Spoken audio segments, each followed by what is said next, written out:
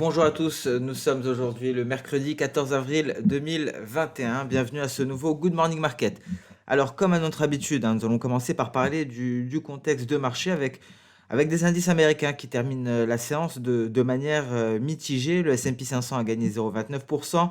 Le Nasdaq a progressé d'1,05% et la market se fait un nouveau record historique suite notamment à la détente des rendements du Trésor à 10 ans. Nous allons en parler, nous allons le détailler. Le Dow Jones a quant à lui perdu 0,20%. Il a été pénalisé par le repli de l'action Johnson Johnson. Nous allons aborder également ce sujet. Le Russell 2000 a quant à lui cédé 0,22%. Alors, en effet, les autorités sanitaires ont recommandé la suspension de l'administration du vaccin de Johnson Johnson pour analyser 6 cas de KE sanguins qui sont survenus chez des patients qui ont eu une injection de ce vaccin à injection unique. La Maison-Blanche, de son côté, a déclaré ne pas s'attendre à ce que cette décision ait un impact significatif sur la campagne vaccinale dans le pays. On notera que Pfizer, de son côté, a accéléré la production de son vaccin et va pouvoir fournir aux États-Unis d'ici fin mai 10% de doses de plus que ce qui était convenu. Et ce sont des annonces qui nous sont parvenues du directeur général de Pfizer. Alors, hier, concernant le contexte de marché, vous savez, il y a eu justement cette publication sur l'inflation, une publication qui a rassuré les marchés. Ce chiffre de l'IPC aux États-Unis, étant donné que ce chiffre ne justifierait pas un changement de politique de la Réserve fédérale américaine. Alors, l'IPC a bondi à 2,6%, c'est son plus haut niveau depuis août 2018. C'est au-dessus du consensus qui tablait pour 2,5%, étant donné principalement la hausse des prix de l'énergie et d'un effet de base. Alors, l'IPC de base a également progressé, mais il est resté inférieur à l'objectif de la Réserve fédérale américaine. Donc, dans ce contexte-là, c'est ce que l'on attendait comme chiffre. Il y a derrière plusieurs mécanismes, il y a eu plusieurs impacts, notamment sur le rendement du bon du Trésor de référence à 10 ans, qui a continué de baisser, qui a atteint le niveau de 1,63%. Cette baisse a également été favorisée par une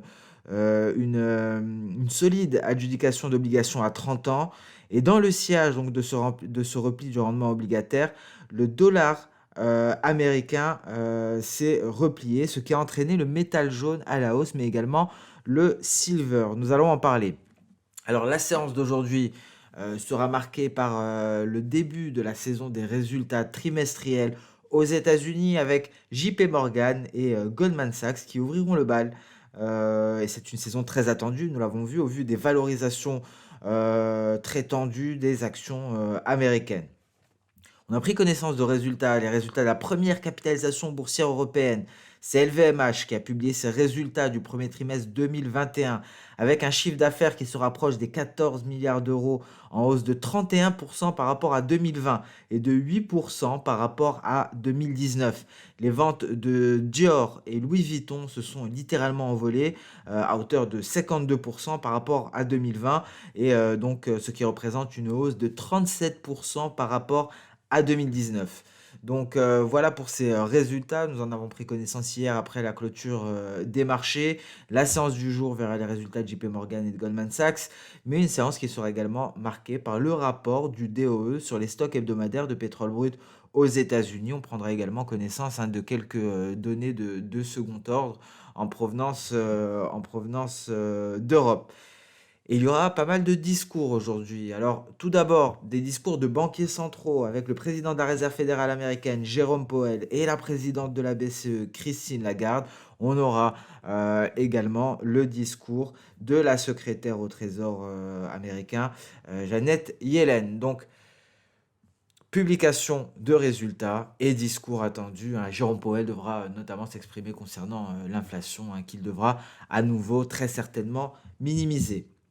Voilà pour le calendrier économique, voilà pour le contexte de marché, ce qu'il faudra retenir aujourd'hui, l'ouverture du bal des résultats trimestriels par Goldman Sachs et JP Morgan. On passe à présent sur le compartiment action. Nous allons débuter par le Nikkei en données H4. Ici, Prudence, hein, on vient d'intégrer le nuage en données H4, mais nous avons la formation d'un triangle descendant. Et en cas de cassure de la borne inférieure, les 29 000 530 points, ce serait un signal baissier ici, un signal de retournement. Dans ce genre de figure chartiste, la sortie se fait par le bas, par le niveau horizontal, hein. Ça aurait été l'inverse, un triangle ascendant avec une résistance horizontale ici et un support en oblique haussière. On en serait sorti, on a plus, la probabilité est plus élevée d'en sortir par le haut. C'est l'inverse, nous faisons face à un triangle descendant et donc, hein, selon la théorie, on devrait en sortir par le bas. Donc, vous l'aurez compris, une cassure ici de ce niveau, une cassure des 29 530 points, ce serait un signal de vente et ça confirmerait donc cette figure chartiste. Le CAC 40, belle progression hier, 6200 points. On a pratiquement finalisé, on a atteint l'objectif d'Osoda E ici pour le CAC 40. Merci LVMH. Je vous rappelle que le secteur du luxe représente près de 30% hein, du CAC 40. C'est 30% du poids de l'indice français. Et donc, hein, merci à LVMH avec ces excellents résultats dont nous avons pris connaissance hier, qui ont permis au CAC 40 de se hisser aux alentours, voire au-dessus des 6200 points. Le DAX, écoutez, ce graphique parle de lui-même, hein, je pense. Pas grand-chose. Pas grand-chose sur le DAX. Hein, on continue on est en phase de consolidation sur des sommets. 15 240 points à l'heure actuelle. Les données intraday nous apportent pas grand-chose également. Peut-être un nuage en support qui pourrait plaider en faveur d'une poursuite haussière très prochainement. Mais à part cela, pas grand-chose. Il faudra attendre le franchissement des 15 340 points pour que les perspectives haussières soient renforcées, peut-être aux alentours des 15 560 points. Le Nasdaq l'a fait. Nouveau record historique. Merci, le 10 ans américain.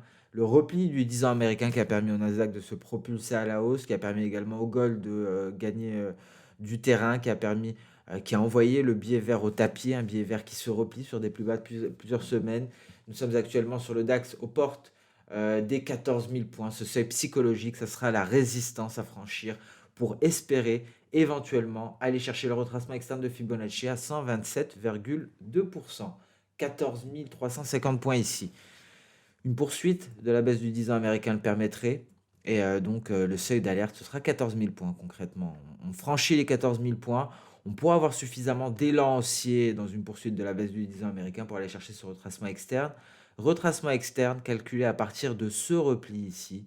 Le repli qui nous envoyait vers un creux à 12 200 points. Donc le Nasdaq pourrait à nouveau surperformer. On voit ici en données intraday, ça ne donne pas grand-chose en tant que niveau. Nous avons franchi une projection d'Osoda ici. Le marché ne nous a pas fait grand-chose, donc ça ne nous permet pas d'avoir un objectif concret. On a ici une projection à 14 377, hein, c'est ce qui permettrait de finaliser cette hausse. Et c'est l'objectif en intraday. On en est encore loin. Et donc, vous l'aurez compris, 14 000 points, ça nous ouvrirait la voie vers ces niveaux de 14 350 que l'on retrouve en journalier et 14 377 que l'on retrouve en intraday sur la projection d'Osoda E issue de la hausse qui a été amorcée le 5 mars. Donc on a quand même des objectifs et on attend le franchissement des 14 000 tranquillement pour espérer un renforcement des perspectives haussières en données H1, pas grand-chose de plus. Le S&P 500, on est sur des records, hein. La saison des résultats pourrait donner davantage de carburant au S&P 500 pour poursuivre cette hausse et aller marquer à nouveau de nouveaux records historiques en intraday. On n'a pas grand-chose à niveau des projections d'Osoda. On a tout de même un retracement externe de Fibonacci à 261,8%, les 4200 points. Donc c'est l'objectif que l'on s'est donné hein, depuis le passage au-dessus du seuil psychologique à 4000 points. Souvenez-vous, il y avait ça représentait plus ou moins le retracement externe à 127,2. On avait un retracement intermédiaire à 161,8%. Les 4068 et le plus ambitieux qui est donc la prochaine cible pour le S&P 500 donc 4200 points. Ça dépendra des résultats des grandes banques, hein. Principalement, le Dow Jones ici s'est replié hier. Ce repli est dû, à la baisse de Johnson& Johnson qui a, perdu du terrain suite à cette annonce, dont nous avons pris connaissance, la veille et cette baisse, on le voit ici d'un point de vue Ishimoku. Ce qu'on est allé chercher, c'est assez précis, d'où, ça nous montre encore une fois l'efficacité pardon des retracements de Fibonacci. Très simple d'utilisation. Ça ne demande, pas grand-chose en termes d'expérience d'utilisation. Il suffit de déceler des précédents mouvements et ça nous permet d'avoir des niveaux à aller chercher. Et ici, on le voit, le repli à aller chercher le retracement externe à 127,2% très précisément avant de repartir à la hausse. C'est aller chercher les 33 430 points. Donc, des retracements de Fibonacci que je recommande à tout le monde, hein, que ce soit pour les traders débutants ou les traders plus expérimentés, voire très expérimentés.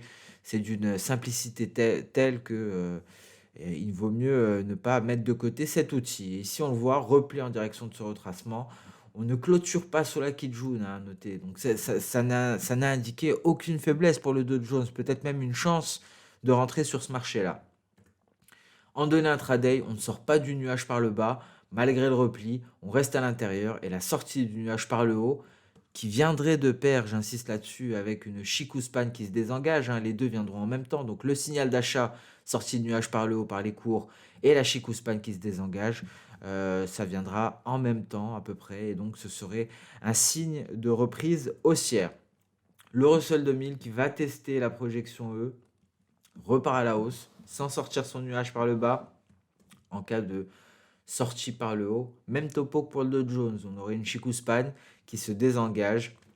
La résistance serait à 2300 points, c'est un bel objectif.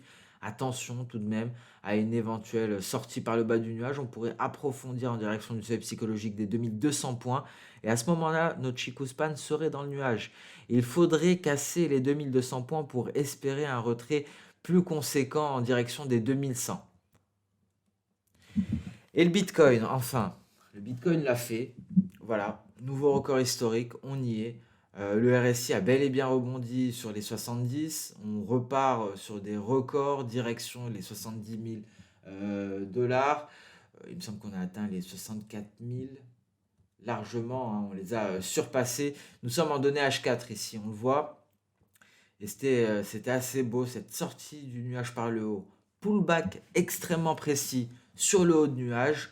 On temporise, nouvelle jambe haussière pour marquer de nouveaux records historiques après le franchissement du précédent à 61 490 environ.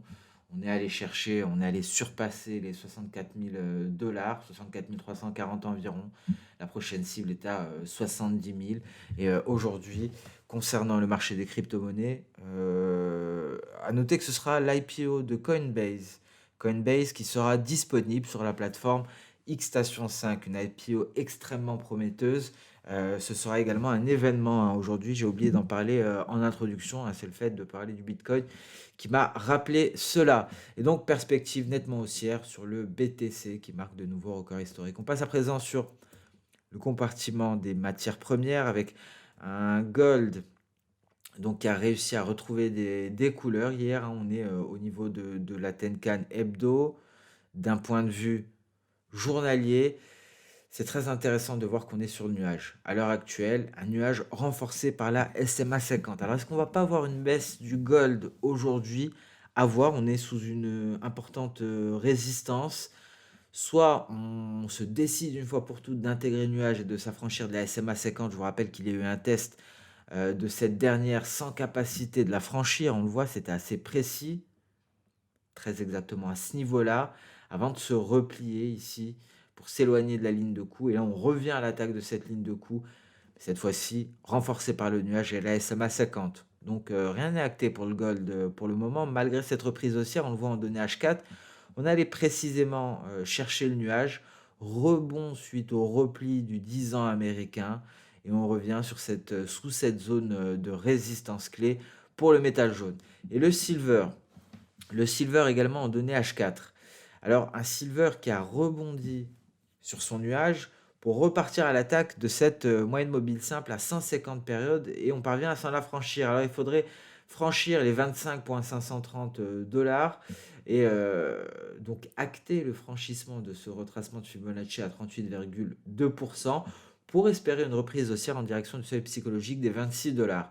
Ce n'est pas gagné également pour le silver, donc on le voit, que ce soit pour le gold, avec une forte résistance qui est composée d'une moyenne mobile, du nuage et d'une ligne de coup, et le silver avec de nombreuses résistances à franchir, les précédents sommets, cette moyenne mobile à 150 périodes et le retracement de Fibonacci à 38,2%. Donc beaucoup de choses à faire encore concernant les métaux précieux pour espérer une réelle reprise haussière.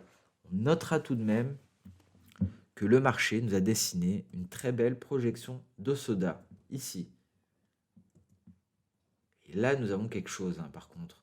Et donc, alors je vérifie que c'est une projection V grâce à la mesure de l'amplitude AB, 1,8 ici.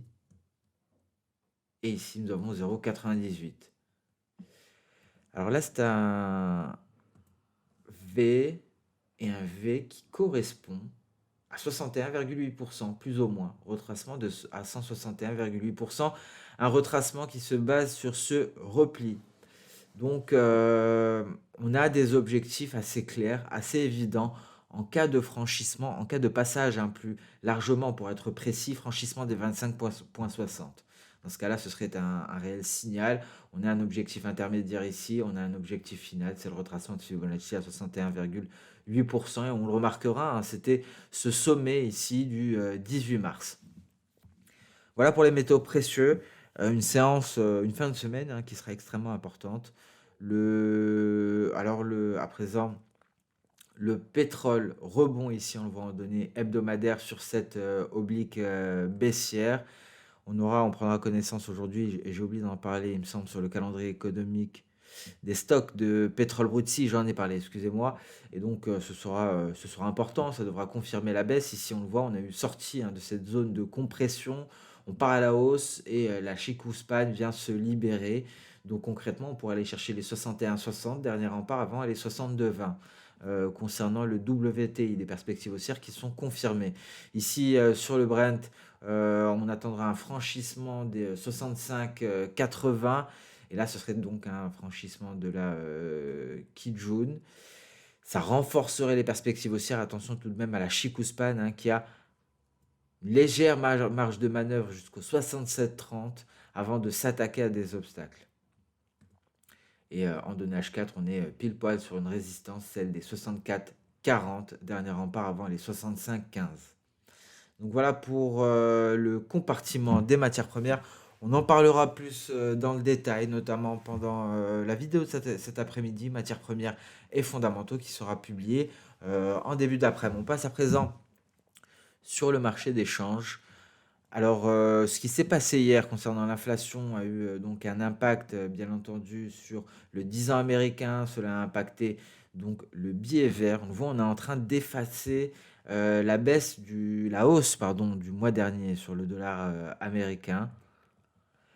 Ici, retour à la moyenne, retour sur la Kijun. Alors, on a un point clé pour le billet vert. Soit on casse ce niveau de support, c'est notre Kijun et notre Tenkan. Dans ce cas-là, on retrouve des perspectives baissières. On pourra aller chercher les niveaux de clôture weekly de la semaine du 21 février.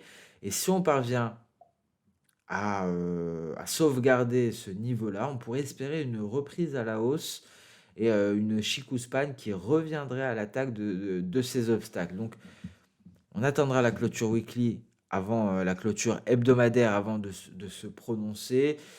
On le voit ici, l'impact de la baisse du dollar américain. Il y a eu derrière une hausse du gold. Ici, il y a deux représentations graphiques, le dollar américain et le gold. On l'avait fait hier. Dans un souci de clarté, on retire ici le métal précieux.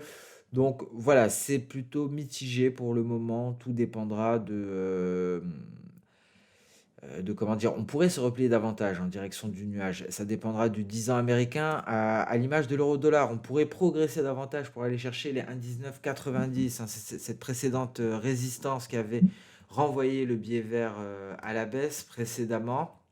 Et donc il est encore une certaine marge de manœuvre haussière sur l'euro-dollar, à l'image de cette marge de manœuvre baissière sur le billet vert. Mais attention à cette Chikuspan ici qui pourrait se redresser pour repasser au-dessus de ces bougies rouges. Mais on a tout de même ce trou d'air jusqu'au nuage qui pourrait laisser entrevoir une poursuite du repli avant un éventuel rebond. Et donc nous l'avons dit, l'euro-dollar est proche d'une résistance de taille. Et ici, on a franchi cette résistance des 1,1945. On pourrait effectuer un pullback avant de repartir éventuellement à la hausse. Alors on passe à présent sur... Alors voilà, le GBP-NZD, on en a parlé hier, on avait rebondi sur cette oblique haussière.